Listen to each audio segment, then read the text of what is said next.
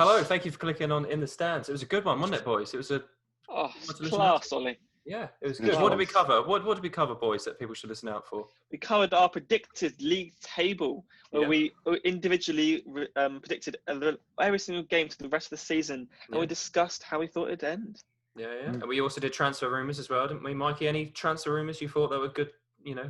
That were. I mean, they've got to listen to. They've got to listen to. That tease. So, He's such a little tease, isn't he? And Harry, is there anything else that people should listen out for during the episode?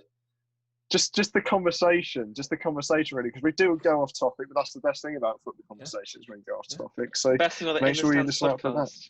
Oh yes, there we go. Subscribe now. Well, there we go. Yeah.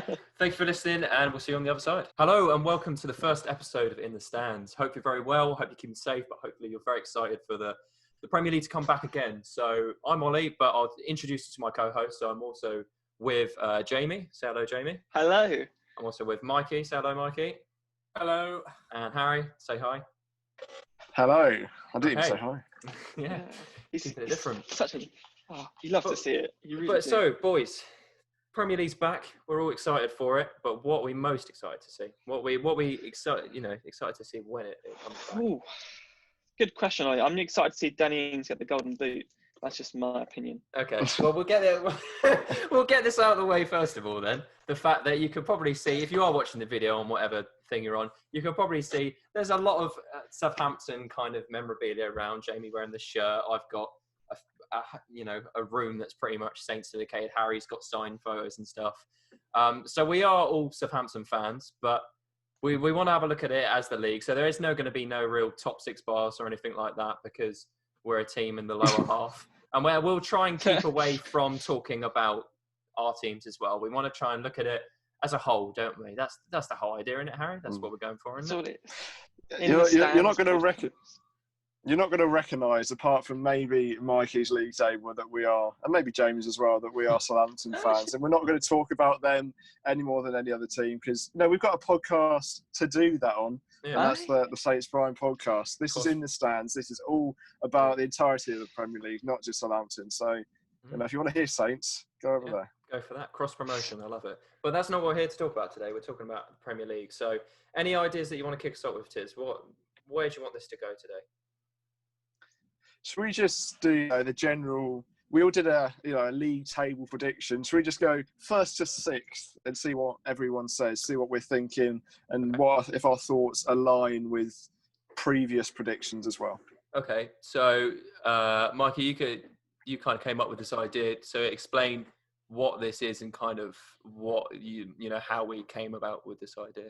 Do you mind explaining? So for the rest of the season, we all predicted the results of the rest of the games, and then it all came up into a league table, a beautiful league table, and it's just who won top four Europa League and relegation basically, and who's the team that you suspect will do the best after lockdown, and who's going to do the worst. So yeah. Okay. I mean, who's everyone's winners? I mean, I think everyone might have the same, but yeah. I'd be Liverpool. I think I'm Liverpool as well. Yeah. But the main interesting thing is how many points have you got them finishing on there? Exactly what I was going to say, Jambo. Go on then. You mentioned it, Jambo. How many did you have Liverpool? I got them on 109 points. 109. Does that mean they were 109? Pretty much then. I didn't see him losing any. Or drawing any, or just all wins? No, I put all wins, to be honest. Wow. There we go. Fair enough. I've got them on 105 with a goal difference of 59. Tiz, what did you have?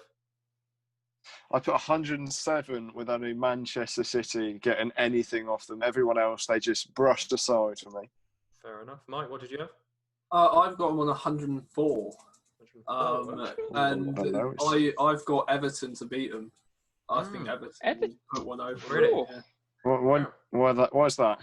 Oh, I mean, there's going to be two Everton sides that turn up. It's going to be the Everton side who want to prove that they can do something against Liverpool and they can kick on next year. And then there's also the Everton side that we know that just won't turn up.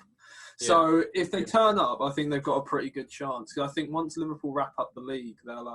I mean, I know they play them before, but once Liverpool wrap up the league, they'll start rotating, especially with the midweek fixtures. I think they'll start rotating. And against Everton, I can see Klopp being a little bit too confident in the side and rotating the players.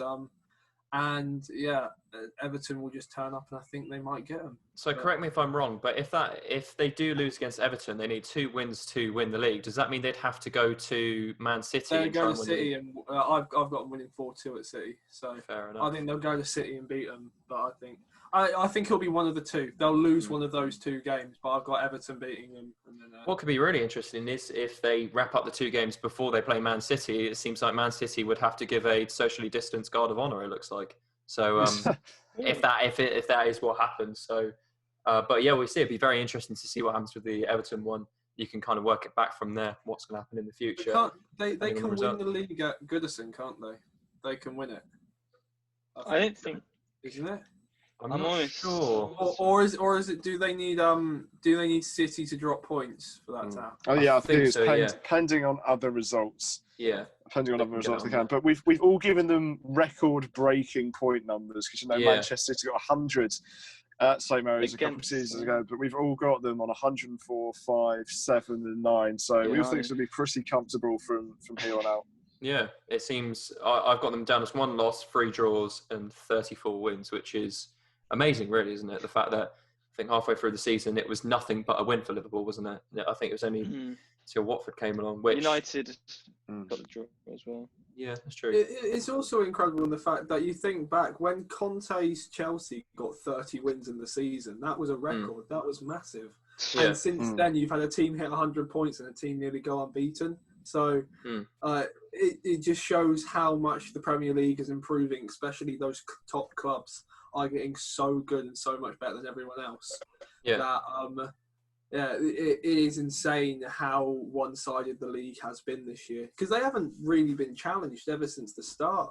I don't think Liverpool's really had a challenger. No, not really. We talk about it. I'm guessing everyone had City as the runners-up. Yeah. It seemed like for City this year, and I don't know what it would be like from the bounce back, but I think it almost, from an outsider's perspective, it almost looked like City they almost had perfection the season before in the fact that everything went right. They were breaking every records. And this year, it seemed like it was just a couple of slip-ups. It seemed a lot more losses. You look at, I've got them to lose 7 games by the end of the season. And you think for a title-winning team, that's just a little bit too many. It seems like when it goes wrong, it did go wrong for them this season. Whereas Liverpool, it looked nothing but a win. I think that's what really was the difference between them in the mentality. Could you say it's the pressure of them having to do winning the title 3rd time on the bounce? Because only United have ever done it twice before. Possibly, there's a big pressure to get them. Good point. Yeah, I think there's also mentality as well. Yeah. You think I know it's a different City team, but when they first won it under Mancini and then when they won it under Pellegrino, that the right? Pellegrini, not Saints. Already get the same things into it. But they won it. They won it the first year, and then they didn't come close the second year. So I don't know if that's something that because it is the mentality. Once you've won the league, it's very difficult to pick yourself up and go again, and that's what made Ferguson such a special manager, was the fact that he could pick him up and go again. And Guardiola did it 2 years in a row. It's tough doing it a 3rd year in a row as well. But I'm sure next season Pep will give him a kick up the backside and go. But we're talking about it like the title race is over. You know, Liverpool could come back from quarantine and lose every single game. City win every single game. Will be the biggest box in history. I mean, Liverpool have bottled quite a few title leads in the past. But do you think part of the reason is, they lost Sane at the start of the season. Their squad's massive. That's not a massive thing. They lost De Bruyne last season and they're quite comfortably champions. Do you think now, their attention switched to the Champions League? They got a good 2-1 win against Real Madrid however many months ago it was. Do you think instead of looking at the league, they're going to put all their eggs in the Champions League basket if it sort of continues? That's still unknown. Well, they can't go back into it for the next 2 years, can they? Is that still being upheld? It's still being upheld. It's still unsure. It's unsure, but there's still a possibility. This is maybe their last chance for the next 2 years to win the Champions League. Yeah. So, yeah, probably. I mean, Liverpool, them slipping up early on and Liverpool really kicking on, that probably made Pep go, right, we need to focus on other things instead. It was mentioned earlier about the mentalities of the 2 different managers. when you actually look at the way the managers get the most out of those players, it looks like Pep wants nothing less than the absolute best that player can give, where it looks like Klopp is better at almost taking that player at their face value to their potential by kind of coaching them up to that. Which do you think, because it obviously looks like at the moment, Liverpool are getting the most success out of this, but overall, when both managers, when we look back on this, who do you think had the better style in, managing? I think they both work. They're two different styles, but they both work. I mean, it's proven that they both work. Guardiola's won multiple Champions Leagues, and Klopp has won a Champions League as well. So it both styles work. It's just, I think it can say, if you're always striving for 100% perfection and you don't get it, because you never will get 100% perfection, but if you keep striving for it, you will keep getting results. And I think even though City have dipped this year, next year they probably will go back up and be the best team in the league, or at least challenge Liverpool in trying to be the best team in the league. I don't see this being a thing for City now where they're just going to roll over and let Liverpool go, basically, and go and win 4 or 5 in a row. Yeah. You said about next season, that break. Do you think, this up to everyone, do you think this period of the league being closed, do you reckon that can act as almost a mini pre-season, not in the fact of the training, but the fact of giving a break between football and allowing the players to, get that hunker back into football to try and get those wins? Do you reckon that's a possibility you could see? Oh, most certainly. You look at Leicester City, for example, and they did come off the back of a good 4-0 win against Aston Villa, and Jamie Vardy scored twice, but they were a tiring team. They weren't having a great run of results, and that could really help them because they weren't slipping away from that 3rd, 4th spot, but they were, other teams are gaining traction, but now they've had that rest. Now players like Jamie Vardy, because he's not a youngster as Jamie Vardy, he's still a top player, and that's why he's, a top goal scorer. But he was getting tired.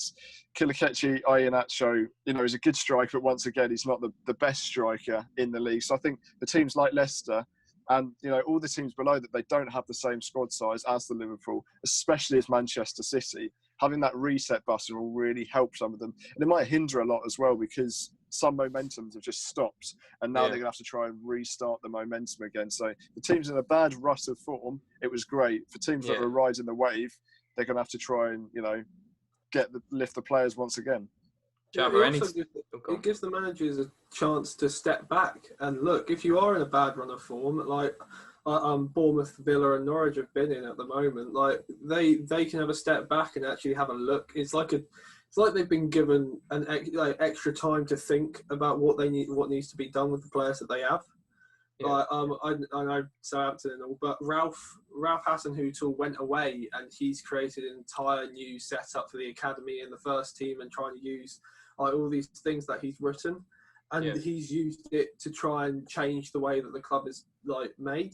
I think many managers would have done that. They would have gone away. They would have made new training programs, made new tactics, tried things out, and it's going to be exciting to see it all come back because it's basically a clean slate with 9 games to go. You're coming back and there's no form table. There's no last fixture that you've got to bounce back on or perform better in. This is a new start.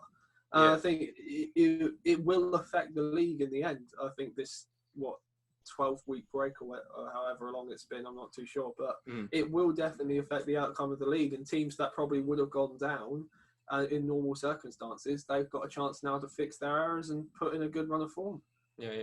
Jambo, is there any team, because Mikey's named a couple there around the relegation, but is there any other teams around there that you can kind of think, having a sit back, having a think, is there any kind of specific teams you think this quarantine could really, really help the team with? Is there any teams you're excited to see coming out the other side?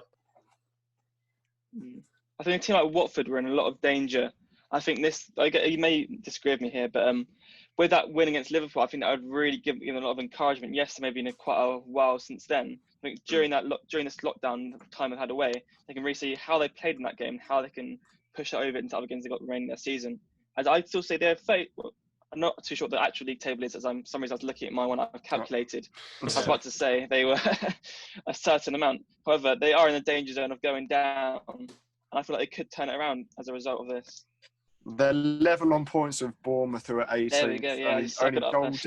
Only goal difference of 1 keeps Yeah. them West between Ham them and and 27 the as well. relegation zone. Yeah. Well, we were There's West Ham another example as well. Well, the team I'd that argue I would say is probably the most worrying is Brighton, and I think they've got quite lucky because I don't think they've won this year. No, in 2020 they haven't won, have they? And I think they've only had, I can't remember how many points it is since December, but it is a really low number that you kind of think.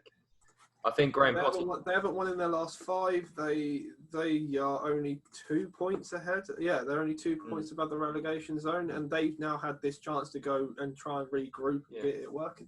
It happened to them last year as well. Yeah, they were really down there. They didn't have a good performance, and they got quite lucky in the fact that they stayed up. But Mike, with Brighton, who would you say is a standout player that could really help them get them out of that situation? I was looking at their squad, you don't really see any big names. There isn't really one from Brighton's squad that is a standout. I think the Hakenbash, or the guy who scored the overhead kick in January, he's had a couple of good performances. But in all fairness, there's not a lot from that Brighton squad that you would say are the ones to turn it around. Yeah, you look at their forward line. Neil Maupay's got 8 goals. Aaron Connolly's got 2. I believe both those came against Tottenham. They're not a team littered with goals. And the problem is, I think last season they conceded 60. This season they conceded 40. So it's not too different. Last season they conceded, by the time it finishes, they scored 32 compared to their 35 last season. The stats aren't wildly different. But if you look at the teams in the bottom 3 compared to this season and last season, I think last season the standard was a lot lower. Fulham, you could sort of compare them to Aston Villa just for that they spent a lot because their squad wasn't brilliant. They had a couple star players, Grealish compared to Mitrovic, that sort of thing. Norwich, Huddersfield. Norwich are a better team than Huddersfield. Then there's that 18th spot, which is still massively up for grabs. Cardiff went down last season. At the moment, it's occupied by Bournemouth and then Watford, who are both better than Cardiff, I'd personally say. So I think because the league's slightly upgraded, even though Brighton have got better statistics than last season, the teams below them have also massively improved. So I think if I was them, I'd worry. I've got them in the bottom 3, even though we talk about the top 4. I've got them in the bottom 3 because I think I've only got them to pick up 1 point from now till the end of the season as well. Wow. I think they have got a very difficult run in. So what are your boys' 3 when we talk about the prediction? We had the first top 2 and we didn't really come to them, but we're talking about relegation zones. What are people's 3 in the relegation zones? Do you not want to finish 4? Do you not want to finish off the top 4? Finish off the top 4 and go back onto relegation holes. Yeah, all right, fair enough. So third and 4. Actually, no, we'll just go third. Who's third? I have Leicester City. I do as well, yeah. How many points, Jambo? Points 74. I got 72. Michael? I've got Leicester on 73. Yeah, so I've got Leicester, but also on 69. So we all think Leicester are going to get that final Champions League spot. Oh no, third Champions League spot. So they're not gonna bottle it. Is that what we're all gonna say? Yeah, they're gonna comfortably stay in there. They're too far ahead to bottle it. To be fair, Yeah. they've how many points have they got? They've got 8 points on United. Yeah. So I think United probably aren't good enough to catch them. So I think even if they don't get third, they'll get fourth. I don't think Leicester will finish outside of the Champions League spaces this season. Yeah, like Harry said, their team focus on a lot of high pressing, like high pressure. And like I said, if this gap they can easily get a great run of form in the last 9 games. Yeah, they got a nice. And they're currently on 53. You look like you got a nice reintroduction to the actual. Like you got Watford, Brighton, Everton, which would be an interesting game, Palace, and then you go Arsenal, which is their first game of the traditional top 6, if we're going with that. So it looks like they've got a nice run into the actual the start of the new season, the reintroduction into the season. So I think they will be all right at third. But yeah, there we go. What should we go for fourth? What people got in the fourth? I think this will be a really interesting one. I've got Harry Chelsea. Tizard. Chase it up. Whatever. So I went for it. Mikey's got Chelsea. I've got Manchester United. Just 1 point behind Leicester, so I think they will make a lot of ground up. But I've got Manchester United. I've got Manchester United. Oh, who have you got, mate? Yeah, I've got Manchester United. I've got Chelsea, but But how many points have you got? Everyone got them on. So I got Chelsea on 72. Wow, fair enough. A So lot you more points got. than me. I've got them a point above United. I've got. So it's going to be close. Yeah, I've got Man United on 66, and I've got Chelsea, who's my 5th, on 65. So again, I think the Champions League race is going to be really, really close this end of the season. I think it'll be interesting to see what happens. So why do you think that Manchester United are going to get up into that 4th spot and, you know, take over Chelsea, who are currently occupying that place? I think Bruno Fernandes has made a really good impact for Man United as he's come in. And I think it gives Ole options to try and work out who wants to be in that team, because it looks like he can now fill everyone in that team with a quality player. And I think he's got plenty of time to now try and work out, is he going to go for a 4-2-3-1? Because if you look at that, he can now get, like I say, a quality player in each of those positions. And if you don't want to play, he's got another person waiting ready for him. So I think he is a really good addition to the side. I think it will allow him to start training a tactic with those players.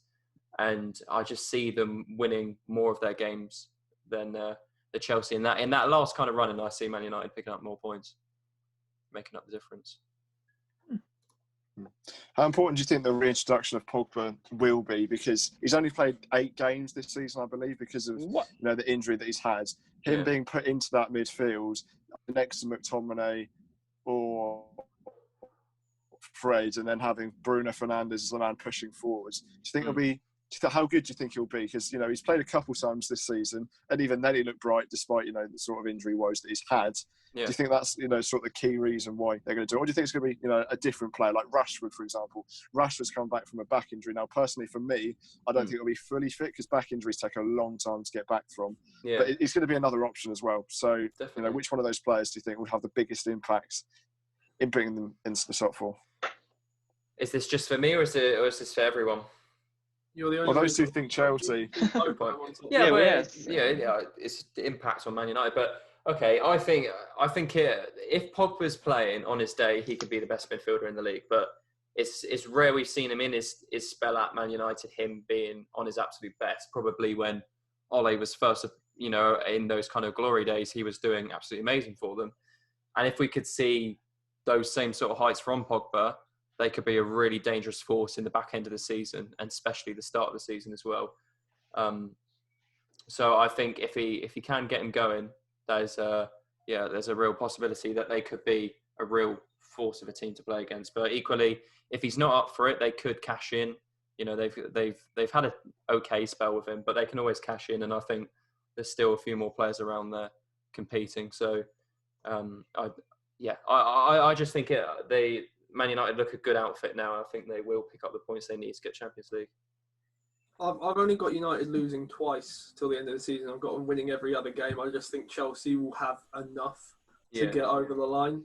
I think they've got a 5-point lead now. I think they will just have just about enough to get there. Yeah. I can see United getting it. I can see United getting top 4. I think Chelsea haven't got too tough of fixtures left over. Do you think the boost in the squad because of the transfer window, like Werner Ziyech, and maybe Chilwell, do you think that will sort of help them push through, knowing that when we get these new players next season, we can't be playing in the Europa League with Timo Werner and Ziyech because they've come to play Champions League football in London? Well, it's not just that; it's also the fact that these players now have to prove why they should be the ones to stay. Why they should be the ones that should be given a chance next year. So I think Abraham, he had a dip in form from the start of the season. He was on fire at the start of the season. He had a dip in form over the Christmas period. I think he'll be coming back and he'll be firing because he's got to try and prove that he's as good as Timo Werner, who they're spending 50 odd million pounds on. 53, so I think he's got something to prove. I think one of Kovacic and Kante also have something to prove, to not go out and Ziyech to come in. So I think they'll be a little bit better. Isn't Willian and Pedro? Yeah, they're both having their contracts up at the end of the year, so they've got to prove stick around for a little while longer. So I think there's a lot of players there that have something to show Lampard why they should still be there. Definitely. Okay, so That's Man United in 4th for me and Harry, was it? And then Chelsea for the. I think everyone swaps round for the next Yeah, round. does it flip round on the next one for you guys then? Yeah, United's 5th for me. I got United 5th with 67 points. As I Have we all got like a 1 point gap? I've got a 1 point gap between Chelsea. Same. Mine's 5 point gap actually. Ooh. Okay. So I put Chelsea on 72 points and United on 67. Because I'd say Chelsea are a more defined team than United are. Because like I said, the United are kind of still going through a bit of a patch of Oliver. He's not too sure what his lineup is, his strongest players are. But I do agree on a level though what you're saying. Well, in this gap, in this break, he's had to rediscover his team. However, I still think throughout the end of the season, I don't see him doing the greatest, but I still keep him in 5th place. So you think it's next season that Man United will really push on to the top next 3, season, top 4? yeah.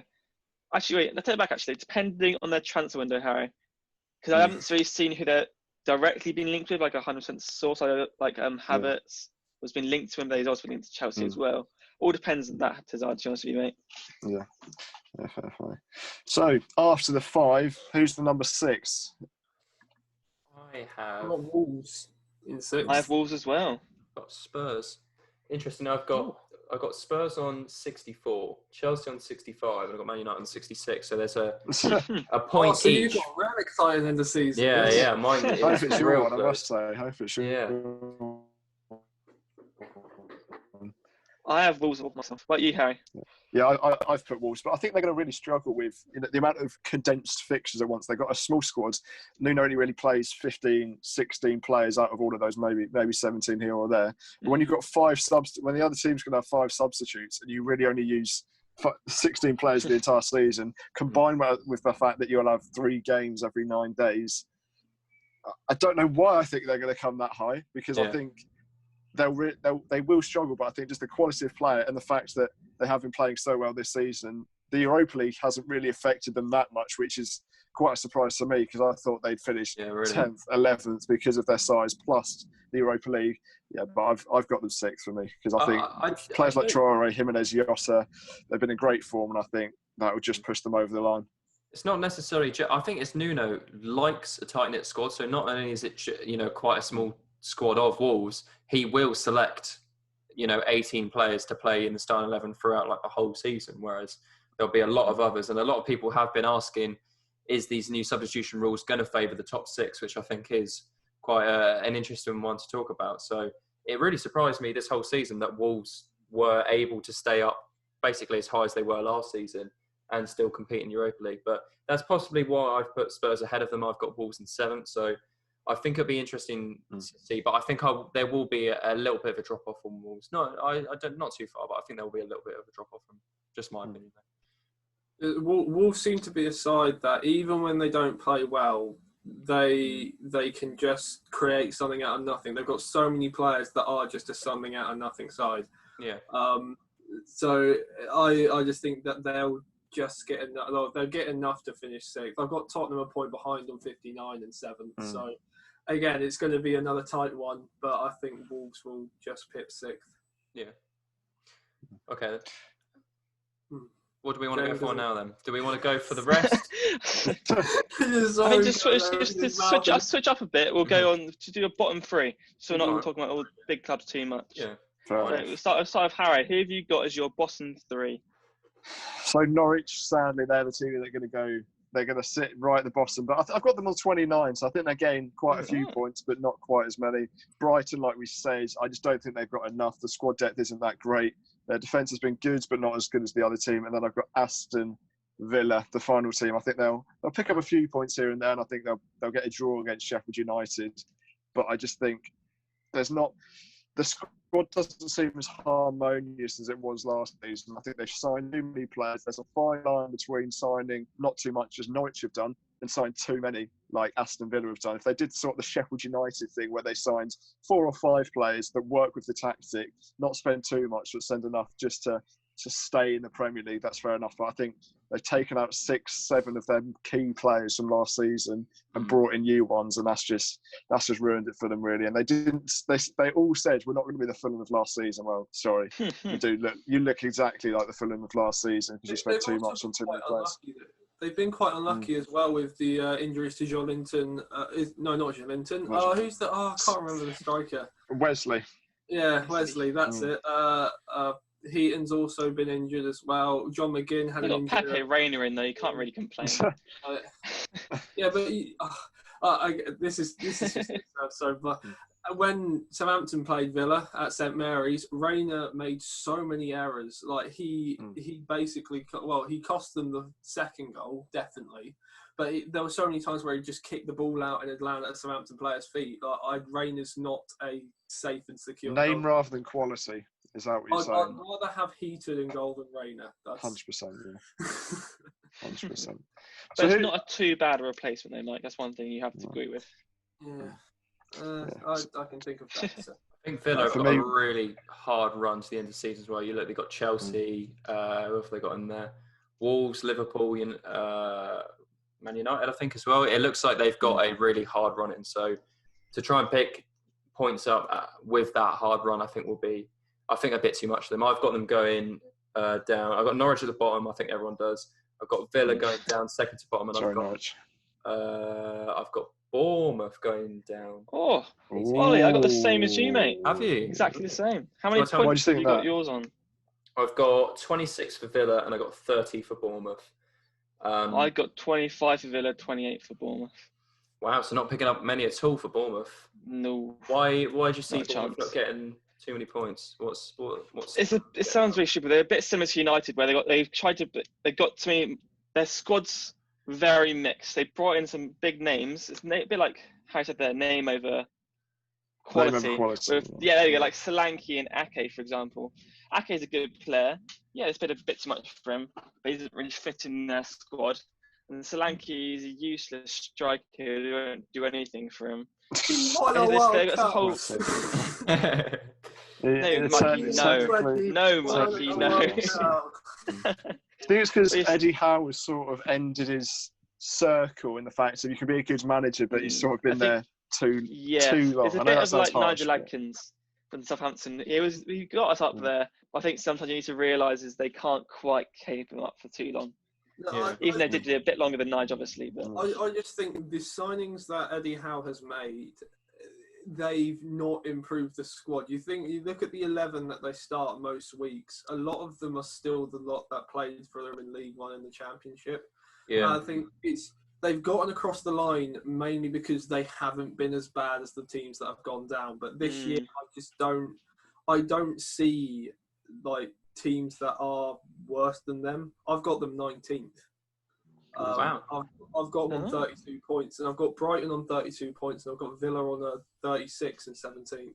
So I think Villa might have a push at the end, because I think one of their problems was the fact that they had a lot of transfers, but now they've had 3 weeks or so to try and sort out whatever the hell they had. I don't know if Heaton's back or not. I think he'll be key if Heaton's back for Villa staying up, because I think he can get points on his own. He proved that at Burnley. Especially, I think I remember one performance away at Old Trafford where Burnley got a point and he was outstanding that game. So I think Heaton can get points on his own. And I think that'll be important for Villa survival. Yeah, I think I sort of agree with you with Bournemouth. I've got them 16th, 5 points from safety, 5 points above safety.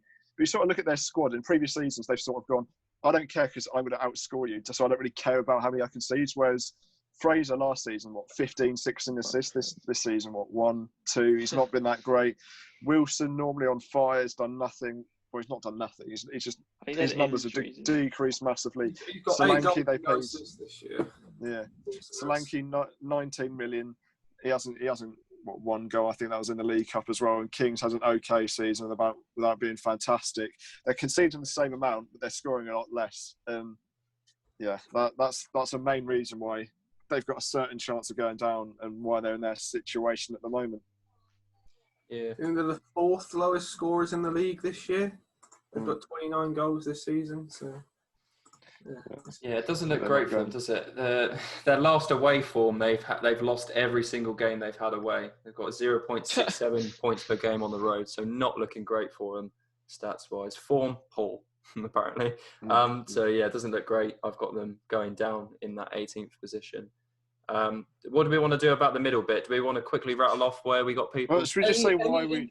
Yeah, if you, what team do you think will perform above expectations? So compare it to the current league table to where they've got finishing. Okay. Any team perform above expectation?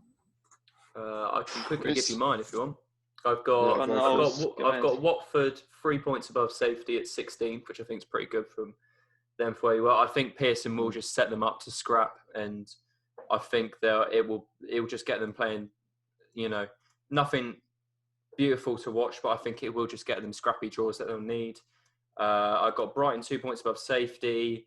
You kind of got your middle ground. I've got Sheffield United in 9th on 53. I think they've had a really good season, but that kind of Champions League push, I just kind of see them falling off near the end. Arsenal in 8th, probably quite an underwhelming one for them, but they've also had a managerial change halfway through. And yeah, like I said, I've had Wolves and Spurs 7th and 6th. So that's kind of the over and under performers in my table. Anyone else's care to share those? So talking about Sheffield United there, before we go on to that, where do you guys put Sheffield United? Because obviously they've had a fantastic season with this break. I'm similar to Ollie. I think this is going to hinder them. I've put them 9th as well. So where, Jamie or Mikey, where have you put them? I've also put them in 9th place with 54 points. I've got them in 8th. Oh, yeah. So they're not getting Europa League football, is what we're saying. Well, or Champions League. Technically they can, can't they? Because if City aren't in... Yeah. By a normal period of time, they're not. Why do you guys think that? Because obviously Ollie sort of said it. Why do you guys think they're going to take such a sharp decline in the coming weeks? Because form's so important, and they were always getting results. They were nicking. Not nicking results. That's harsh on them. They were getting some grinding. 1-0 results, and they were just playing very good defensively. And the form break, I think it will take a toll on them. And I think also because managers have been able to analyse over the last couple of weeks and looking at other teams, I think they could be found out maybe towards the end of the season. I think that'll be the reason why they will just dip under that Europa League spot. Yeah. What? Yeah, I think. No, what were you going to say, Tiz?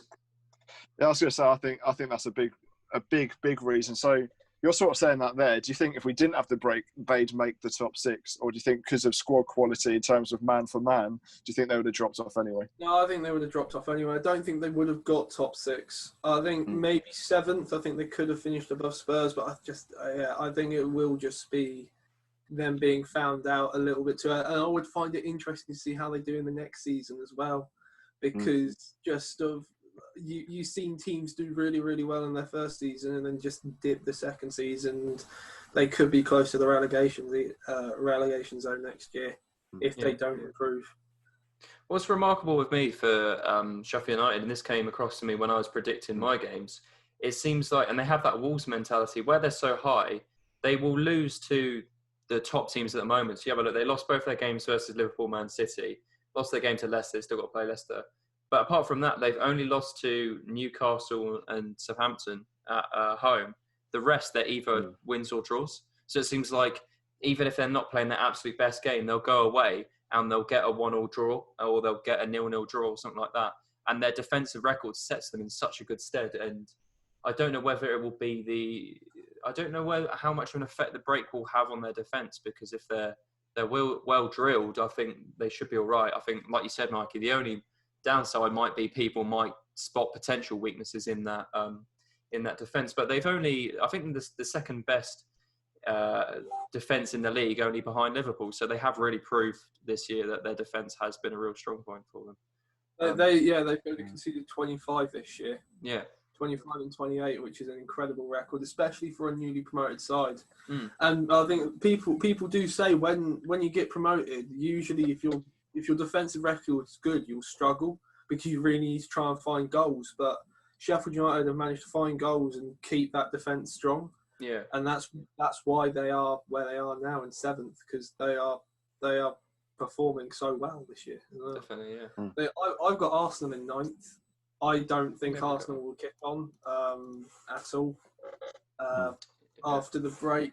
Southampton in 10th, but I think that's just because I'm biased. Yeah. Yeah, I got them 11th. Yeah, I would say probably by the end of it, Southampton would be around 13th, 14th. But That's where I got because 13th, of 44 points. And one team I think could be quite interesting is Tottenham. With players coming back from injury like Harry Kane and Heung-min Son, I could really see them kicking off and doing quite well. Especially the more time for Mourinho to really develop the players, how he wants to play their teams. What are your thoughts on that, Harry? Yeah, I think the problem is they just can't afford to get Harry Kane injured again, because then they don't really have that second choice striker. If Son stays fit, brilliant, but Lucas isn't a central striker.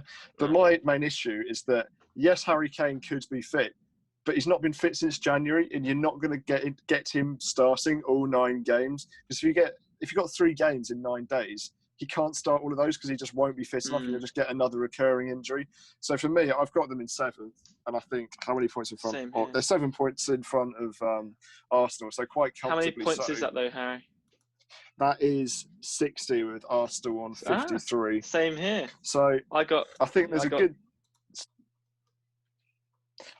a good chance that they will go up in the table, and I think their tactic under Mourinho now is, they've allegedly done some not so brilliant social distancing earlier in the lockdown to get players like Dembele's fitness up.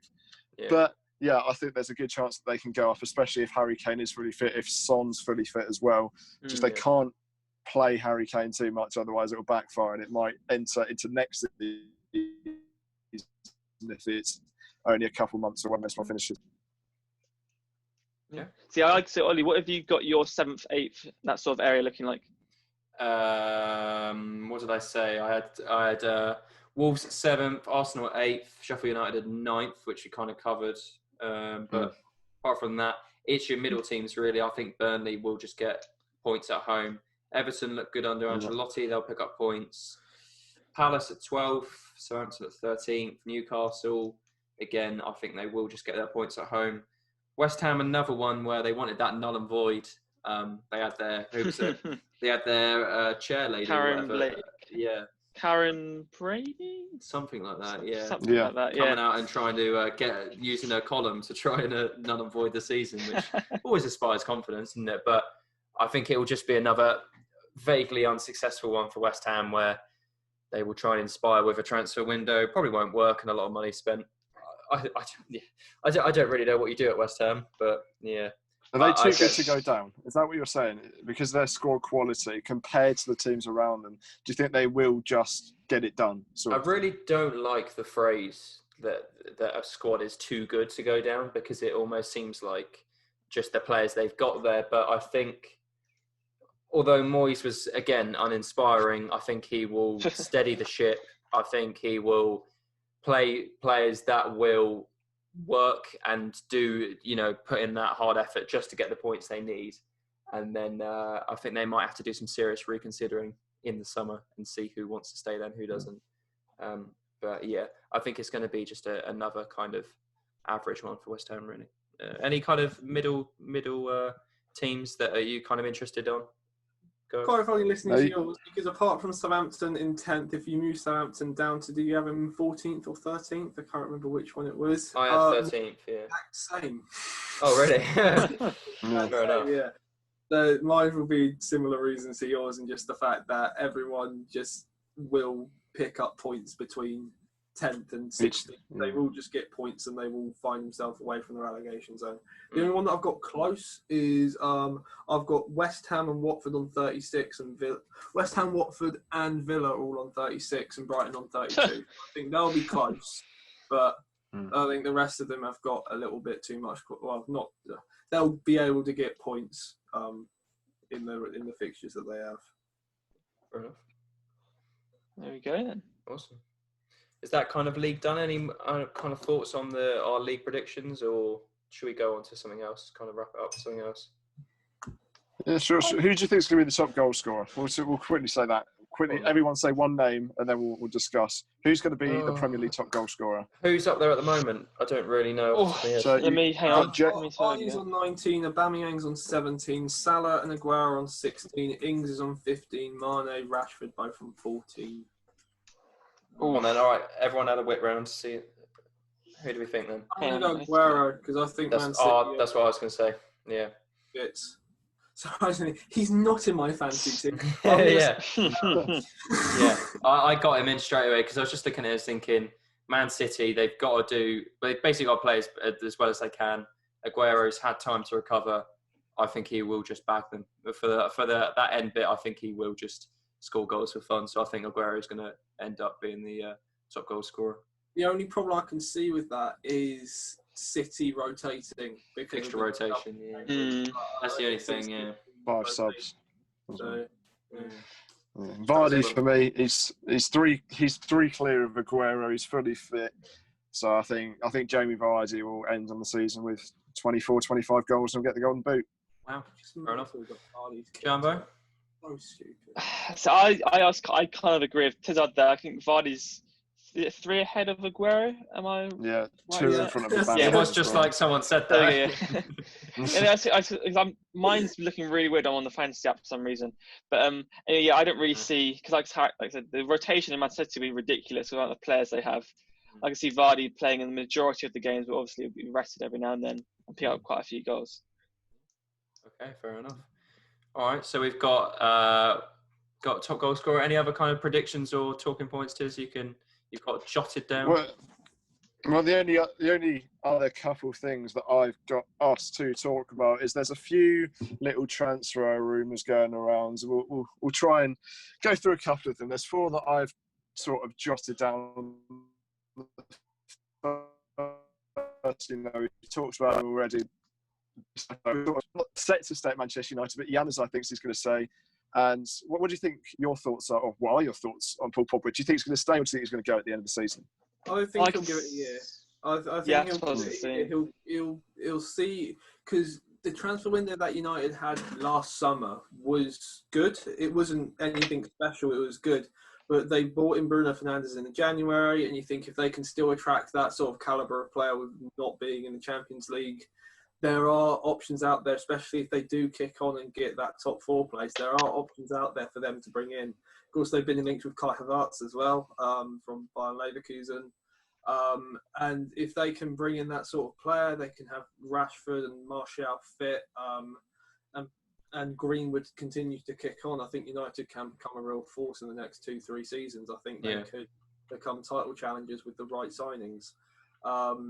But it's whether Pogba wants to give it those 2 or 3 years to get to that point, or he could just move back to Juventus and win multiple Serie A's and play with Ronaldo. Yeah. So he's got. It looks like Ronaldo's going from Juventus, isn't it? Yeah. What do you think Manchester United need? Because you look at that, there's been linked with a lot. They've been testing the waters. Apparently, they're stepping up to get Grealish, and Sancho's always one that's been rumoured. Like, what do you realistically think Man United need to finish that side off? I think it's a difficult one. Yeah, it's a difficult one. And I'll say, because you think De Gea, I know he's had quite a poor season this year. He's made quite a few mistakes, but he's been one of the best goalkeepers in the world for probably the last decade, or at least the majority of the last decade. Left back, Wan-Bissaka's solid at right back. Luke Shaw's decent at left back. Maguire and Lindelof have formed quite a nice partnership this year as well, it seems like. If they eat one of McTominay, Fred, Pogba in that midfield, Pogba and one of the other 2, that's solid. And you look at their attack now with Bruno Fernandes, Rashford, Greenwood, Martial. It's a solid starting 11. I think if they can bring in like a Sancho or someone like that, just another game-changing player, they can kick on and get results. I think maybe another centre-back next to Maguire might be the only thing as well. Yeah. What do you think about, because another one that scares me if all these rumours are true is the Chelsea team.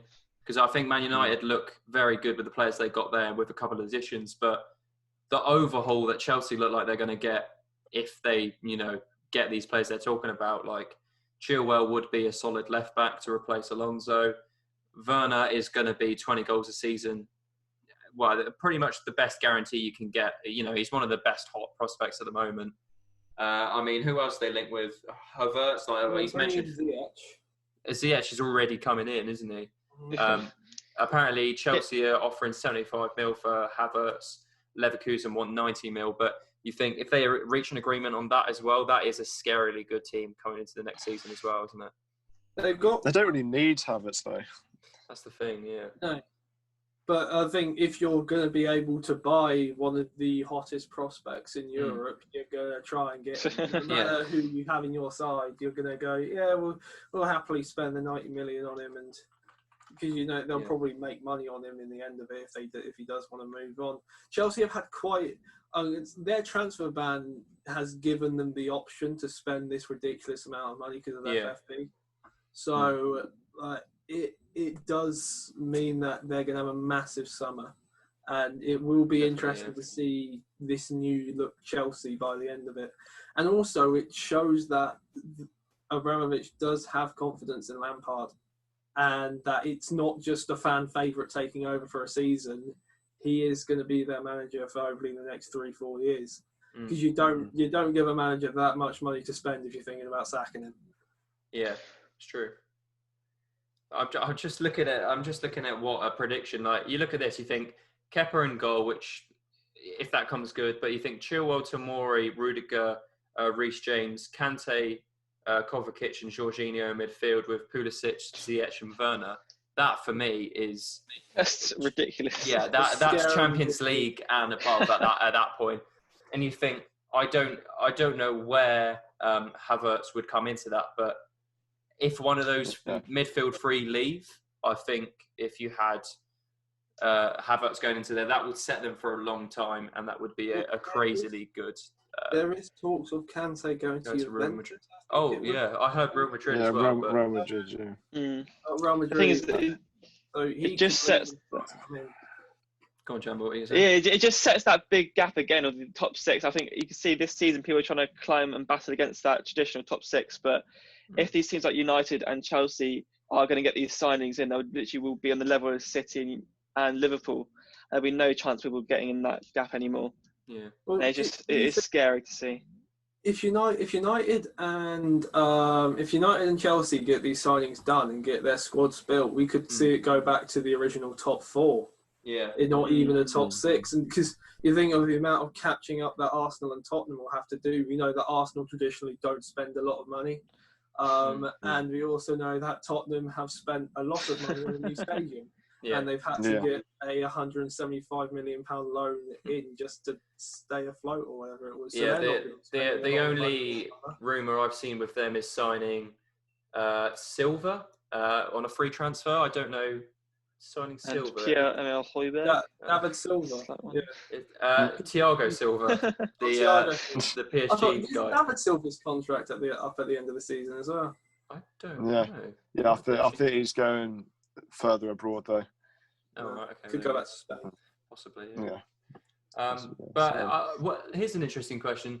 What do you think because if you suddenly have a crazy good top four compared to a crazy good top two, how do you reckon that would do, confidence-wise in the competitive nature of having four big teams instead of two big teams? Do you reckon that would mean the points would then be more spread out instead of just having a two-horse race at the top? Or can you still see Liverpool getting all these results with, just the pure form they've got? All of that top four can get results against everyone if they perform to the maximum that they can do. I don't see Liverpool doing as well next year as they have done this year, especially with others stepping up. I don't see them doing as well, and I can see others being closer. It's just I think because whenever you, especially like a lot of the times this season, if you turn up against a traditional top six team, you always think that you've got a chance. If it's like Liverpool or City, you're sort of more doubting. But against the other four, you turn up and you think that you've got a chance to get them. And it just means that next season, if United and Chelsea do it, that's just less of a chance of getting them. Yeah. So, but again, like the team still has to work. You can sign all these players that you want. And like you look at Everton a couple of years back, they signed Sigurdsson, Rooney and Klassen. And they tried to play all three of them in the same system and it didn't work. No. It's like you can sign all the quality that you want. You still need a fit in that system, and it's whether United are just going to sign players for name again. It's not going to work, and Solskjaer's going to have to fit 3 new strikers into their squad. It's Yeah. Well, there we go. Yeah, I think that's Chelsea's problem. Is they need to do it smart. I think that's more Chelsea than United's. But do we want to go on to another transfer? And that's Aubameyang. His contract runs out at 2021, so it's another player that could go on a free from Arsenal because that's not happened before in North London. But Arteta's confident in keeping him. Do you think he'll move on, or do you think he'll sign a new contract? From what I've been seeing on social media, he's been asking Arsenal to prove to him why he should stay, as I think Arsenal are becoming a bit more stingy, as we all know, becoming more of a bit of like a Tottenham. We're not going to spend any money, and I think I don't see him staying there because he easily could go to any team. That's my opinion. Any team he wants and win trophies. Where realistically at Arsenal, the best they'll do is an FA Cup, and a player of his performance, I think he deserves to go to another place. He's coming to the later end of his career, prime, I'd say, not career, his prime form, and I personally wouldn't waste it at Arsenal. Do you think as well, Arsenal currently 9th. The highest we think that they're going to get is 8th, so they're probably not even going to get European football this year. So would you really want to be in an Arsenal side that, Arteta's going to have to build something. So it's not going to be next season they're going to be top 4 again. They're going to have another 2 seasons where they sort of are and still rebuilding. So would you really want to waste? Because by that time he'll be 33, and that'll be his prime gone. And he, again, like Jamie said, he could go to any of most of the top teams in Europe and get in the starting 11. So why would you not want to move? Apparently, it's even from. Oh no, sorry. Go on to. Sorry. No, I meant I'm going to read it and you talk. I didn't mean I'm going to read this out loud. Sorry, man. Might as well. Barcelona into Milan. Oh my god. Oh my god. Oh man. See, this is why. You know what? I'll do this, Harry. I'll do this. Harry, you ready to talk? Ready? Ollie's muted. There we go. Right. So I think even Arsenal should be the team that's going to sell him, because this is the last time you're going to be able to get 40, 50 million pounds from him. And if he goes right, you've got one more chance, and they're 8th by the time next season comes around. He's not signed a new contract. You can talk to other teams in January, so they might as well get the money whilst they can. Because if you're building the team, you're not going to be able to build it around someone that's going to be 33, like Mikey said, when it peaks. So for me, even if from both sides of the story, I'd get rid of them and sign a new player. But that's just me. According to BBC. Oh, Ollie, stop yourself. I just wanted to read something. I just wanted to say that Barcelona and Inter Milan are interested. That's all I wanted to say. I don't know how old Lacazette is. Give me a sec. Lacazette's 31, isn't he? Lacazette, no. Give me a sec. I'm on the case. Lacazette? Do we mean Aubameyang? No, so Lacazette's 29 as well. He'll be 30 at the end of May. Yeah, there you go. Well, it's Aubameyang's birthday in 2 days, so there we go. The problem with Arsenal in the previous few years is they've signed players in their peak rather than just before their peak. You look at those two. Pepe's a good example because he's not quite at his peak yet when he signed. And same with Gabriel Martinelli. But the problem is the two focal players, their 2 best players in their squads, are already peak or past their peak. So for me, they're going to be in the transitional phase for the next 2 or 3 seasons. And they're going to have to ship a lot of players. I like the Mustafis, like the Socrates, who's done well, but he's not a future for Arsenal. Even players like Hex Berlin, Tierney, they're going to stay. Torreira's going to stay. Guendouzi's going to stay. Ozil's almost at the end of his absolute peak, especially now because he's getting paid a lot, so that's a wage that they've got to get rid of as well. So there's a lot of changes that have to have at Arsenal, and that's why they've got a manager like Arteta, because he's not going to leave, he's not going to go anywhere. So if they trust him, it's going to happen. Yeah, they've got a decent core though to that Arsenal. Yeah. They do have a decent core to build on. It's just about getting the right ones there as well. The quality's not quite there. Like you look at the centre backs that they've got after their Mustafi, David Luiz, and Socrates. It's Holding and Chambers, and you're thinking if those 3 are coming towards the end of their peak, those 2 probably aren't the quality that they need to go into the Champions League. that'll be young centre backs they'll have to bring in as well. So I think it's a whole squad rebuild for Arsenal. Yeah, definitely. Okay. Any more rumours? I don't know. I think that. Right. What? Oh, go on. So we've got 2 more. One's about Ousmane Dembele, and he might be going to Liverpool. That's what the Daily Express are saying. You know, he's had a bit of an unsuccessful career at Barcelona. He's still played 50 games, but 135.5 million. He's been ruined by injuries. But Liverpool want him. How would you see him fit into that system? Because they've already got Mane, Salah in those 2 positions. Do you think one of those are going to move on for him then to come in? I think it'll be Mane. I think Mane is the most likely out of the 3 to move on. Because I think he's got a bigger peak than Salah does. I think he's still got something to kick on. I think Salah's at his peak right now. So I think Mane's got somewhere to kick on. I've always seen him like moving on to Real Madrid at some point. So if they come in a bid, because Real Madrid are rebuilding as well, they come in with a bid for Mane, I think Mane will be off and they'll just use the money to get Dembele. Yeah. I mean, Dembele's, 23, it says here.